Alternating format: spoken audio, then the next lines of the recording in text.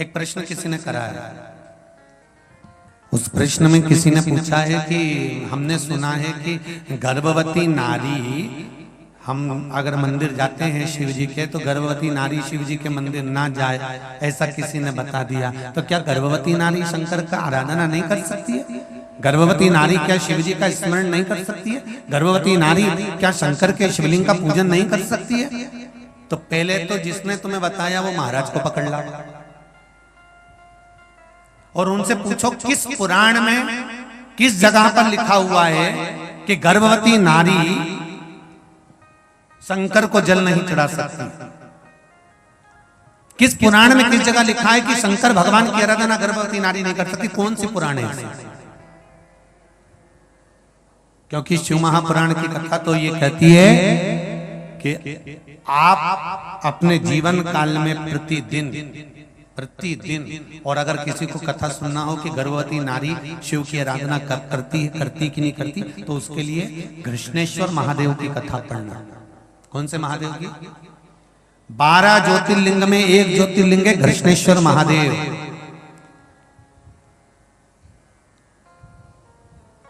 उसकी कथा पढ़िए, आपको उसमें मिल जाएगा। क्या मिलेगा उसमें? कि घूष्मा का गर्भ था। सुधर्म नाम के ब्राह्मण की पत्नी घूष्मा, जिसका गर्भ था, और घूष्मा का गर्भ सुधर्म नाम के ब्राह्मण की धर्म पत्नी घूष्मा का गर्भ था। और घूष्मा से पहले सुधर्म की एक धर्म पत्नी और थी जिसका नाम था सुदेहा। सुदेहा के यहां संतान नहीं हुई।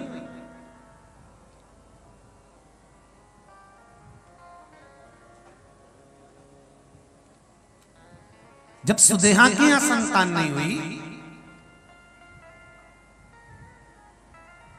तब सुधर्म ने अपनी धर्मपत्नी घूष्मा से कहा, घूष्मा एक काम करो, अगर तुम्हारे गर्भ से संतान चाहिए तो तुम शंकर भगवान की आराधना करना प्रारंभ करो। घूष्मा ने प्रतिदिन एक बालू का शिवलिंग, मिट्टी का शिवलिंग बनाया, पार्थिव शिवलिंग बनाया, उसकी पूजन करना प्रारंभ करी। और पूजन करते करते करते करते करते करते समय बीता और घूष्मा के पूजन का फल ये मिला कि पूजन करते करते घूष्मा का गर्भ ठहर गया। घूष्मा का गर्भ। महाराज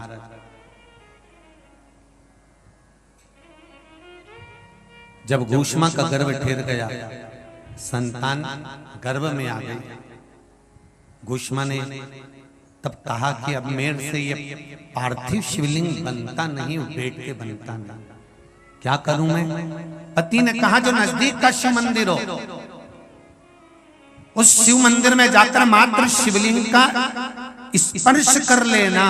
जो पत्र लिखे हैं और पत्र में उन्होंने लिखा कि हमारे यहाँ हमने ऐसा सुना है कि शिवलिंग, गर्भवती नारी शिवलिंग का स्पर्श या शिवलिंग की पूजन नहीं कर सकती, तो उसको घृष्णेश्वर महादेव, 12 ज्योतिर्लिंग में से एक ज्योतिर्लिंग है घृष्णेश्वर महादेव।